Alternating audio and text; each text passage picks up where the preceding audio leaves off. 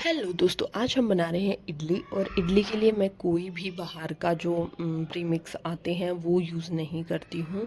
मैं घर पर ही इसका आप प्रीमिक्स बनाकर भी रख सकती हूँ। जैसे मेरे पास कभी एक्स्ट्रा बन जाता है तो मैं थोड़ा सा रख लेती हूँ कि नेक्स्ट टाइम कभी मेरा मूड हुआ तो मैं जल्दी से बना लूँगी। तो इसके लिए मैं करती क्या हूँ, मैं सूजी से ही बनाती हूँ इडली। ज़्यादातर क्या, मैं हमेशा ही सूजी से बनाती हूँ। मुझे राइस वाली इतने अच्छे से बनानी नहीं आती है। तो मैं ऑयल डालती हूँ। सबसे पहले मैं सरसों का ही तेल यूज़ करती हूँ। तो सबसे पहले 2 चम्मच बड़े वाले ऑयल डाल लो। उसके बाद उसमें जीरा राई आपको जो डालना है वो डाल लो। फिर उसके अंदर आप धनिया, हरा धनिया वगैरह वो भी डाल सकते हो, लेकिन मैंने सिर्फ ग्रीन चिली का और गार्लिक का पेस्ट डाला है। उसके बाद उसके अंदर सूजी जो है वो डाल दी। सूजी को आपको ब्राउन नहीं करना है, रोस्ट नहीं करना है, सिर्फ वो थोड़ी गर्म हो जाए, वार्म हो जाए, इतनी देर के लिए आपको उसको चलाना है। और उसके बाद फ्लेम को बंद करके उसको और थोड़ी देर मिक्स करके ठंडा कर लेना है।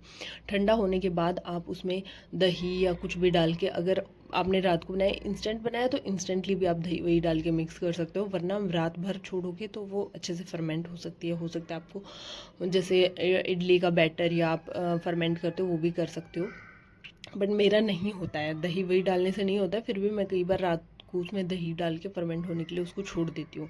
उसके बाद मैं सुबह उसमें जब मिक्स करती हूँ तो मैं उसमें इनो डालती हूँ। अगर इनो नहीं है तो बेकिंग पाउडर या बेकिंग सोडा वगैरह डाल सकते हो आप, उससे भी फ्लफ़ी हो जाती हैं।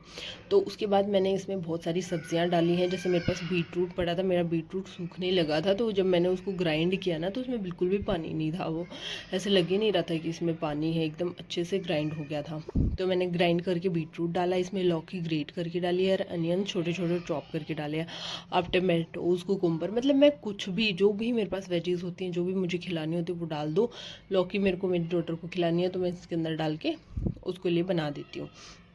उसके बाद मैंने इसका मिक्सचर रेडी कर लिया। इसमें सॉल्ट आप अपने अनुसार डाल सकते हो, टेस्ट के चिलीज़ डाल सकते हो, जो भी मसाले आपको अपने टेस्ट के हिसाब से डालने हैं वो डाल दो। और उसके बाद इनो या फिर वो बेकिंग पाउडर या बेकिंग सोडा आप डाल के उसको मिक्स करके, और मैंने उसको प्लेट्स में किया है क्योंकि मैं कट करके छोटे छोटे पीसेस में डालने वाली हूँ, वरना आप इडली मोल्ड वगैरह में भी कर सकते हो। मेरे पास यहाँ इडली मोल्ड नहीं था इसलिए मैंने प्लेट्स में इनको कर लिया। तो मैं नीचे उसको घी से ग्रीस कर लेती हूँ, उसके बाद बैटर डालती हूँ।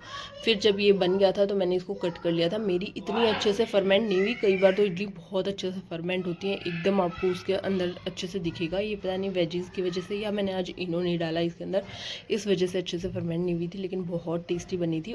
मेरी डॉटर के लंच में मैंने इसे सॉस के साथ सर्व किया था, और मैंने इसे खाया था मूंगफली की chutney and with some salad like tomato and onions के साथ और खीरा के साथ।